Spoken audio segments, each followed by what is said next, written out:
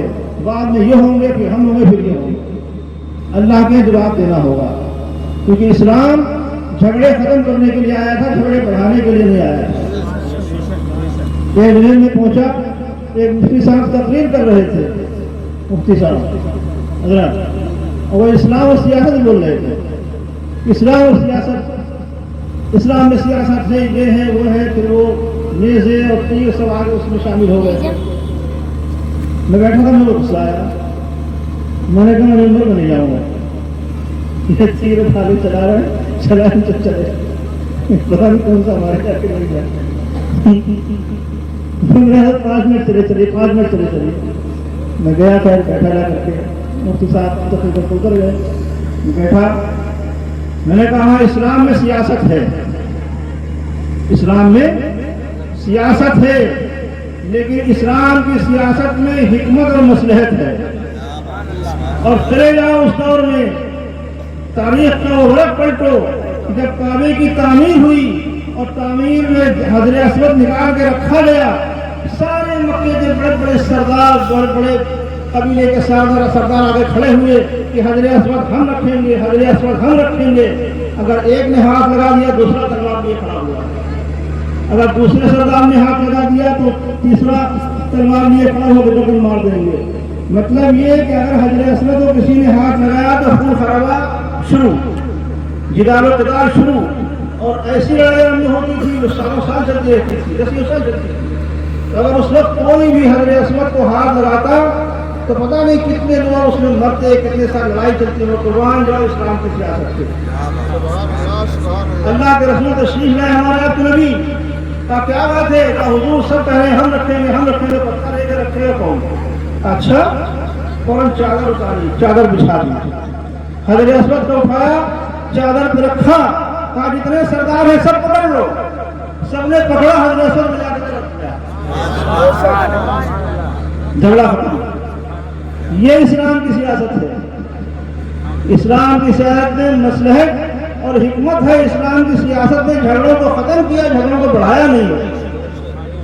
تو کوئی امام ہو, کوئی پیر ہو, کوئی مقرر ہو, کوئی مفتی ہو, اگر وہ صحیح معنوں میں اللہ اور اس کے رسول کے بتائے ہوئے راستے پر ہے تو وہ یہ کوشش کرے گا کہ مسلمانوں کے اندر جو جھگڑے ہیں, جو لڑائیاں ہیں, جو فساد ہیں, جو نااتفاقیاں ہیں, ان کو جو ہے وہ دور کیا جائے. اور ہمارے اور آپ کو یہ لازم ہے, ضروری ہے کہ ہم سچے دل سے اللہ اور اس کے رسول کے فرمان کو پورا کریں. اگر کچھ کمیاں ہیں, کچھ خامیاں ہیں, آ کر کے آپس میں اس کو بیٹھ کے سمجھیں اور نااتفاقیوں کو دور کر کے ایک ساتھ دین کا کام کریں تو مسلمانوں سے مزاح ہی کچھ ہوگا. ورنہ اگر انا آ گئی کہ ہم سب کچھ ہیں, دوسرا کچھ نہیں, تو آپ کچھ بھی کریں گے, کتنی بڑی مسجد بنا لیجئے, کتنا بڑا مدرسہ بنا لیجئے, کتنا بڑا جلسہ کر لیجئے, کوئی بھی نہ آپ کو کوئی بھی قابل قبول نہیں ہوگا. اپنے اس میں تو آپ سوچ لیں گے ہم نے اتنا کر لیا, لیکن اللہ اس کے رسول کی نظر میں وہ قابل قبول ہے یا نہیں ہے آپ نہیں جانتے ہیں. اللہ اس کے رسول کے نظر میں قابل قبول اسی وقت ہوگا مسلمانوں جب آپ ساری خطورتوں کو, ساری نااتفاقیوں کو, سارے جھگڑوں کو مٹا کر کے سچے دل سے ایک ہو کر کے جب آپ قدم بڑھائیں گے تب وہ باتیں, وہ چیزیں آپ کے اللہ اس رسول کی بارگاہ میں ختم ہوں گی.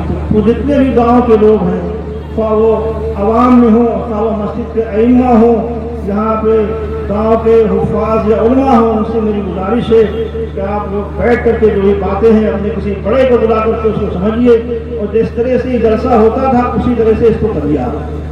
اور جو ایک گاؤں پورے علاقے میں وہی آتا تھا, لوگوں سے کہتا تھا کہ فلان پور کا جلسہ بڑا اچھا ہوتا ہے, لوگ بڑی محنت سے کرتے ہیں, علاقے میں ایک نام تو ہے ہر جلسے کا, تو آپ اسی طرح سے اس کو کیجیے, مل کے کیجیے.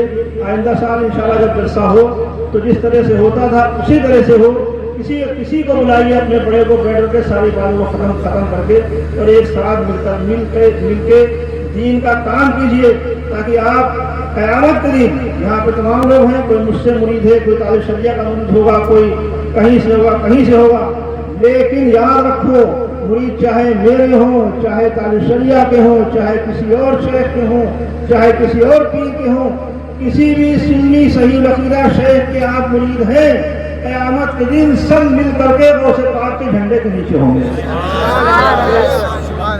غوث پاک کے اس دامن کے سائے میں ہوں گے. اب بتا اگر یہاں لڑائی کرتے رہے وہاں کیسے ساتھ میں ہوں گے؟ ہو جاؤ ساتھ میں وہی ہوگا جو دل صاف کر کے ملنے کی کوشش کرے گا. تو مفتی صاحب زیادہ اچھا سمجھانے گا، مجھ سے بہتر سمجھائیں گے. مفتی مولانا صاحب اور مولانا مظفر صاحب تو علاقے کے ہیں، تو ان سب باتوں کو غور کیجیے اور جھگڑے لڑائی کو جو ہے نا اتفاق کو دور کریے. جس طرح سے گاؤں میں ایک اتفاق تھا مل کر کرتے تھے اسی طرح سے کریے. آئندہ انشاءاللہ کبھی آنا ہو تو آپ سبھی حضرات اسی طرح سے ہم کو ملے. اللہ تعالیٰ اس گاؤں پہ خوب اپنی رحمت نازل فرمائے. ساری نا اتفاقیوں کو، ساری قدرتوں کو اللہ تعالیٰ دور فرمائے. آپ سب کی جان مال عزت آبرو کے اللہ تعالیٰ حفاظت فرمائے. سب کے ایمان میں، عمل میں، کاروبار میں، رزق میں اللہ برکتیں عطا فرمائے. سب کی پریشانیوں کو دور فرمائے، سب کی بیماریوں کو دور فرمائے، سب کی کھیتیوں میں خوب برکت عطا فرمائے. ہمارے پورے اس گاؤں میں اور ہمارے پورے ملک میں، پورے دیش میں اللہ تعالیٰ امن، شانتی، سکون کا ماحول عطا فرمائے. ہم سب کا خاتمہ اللہ تعالیٰ ایمان فرمائے. وعلينا البلاغ. وصلى الله تعالى على خير خلقه سيدنا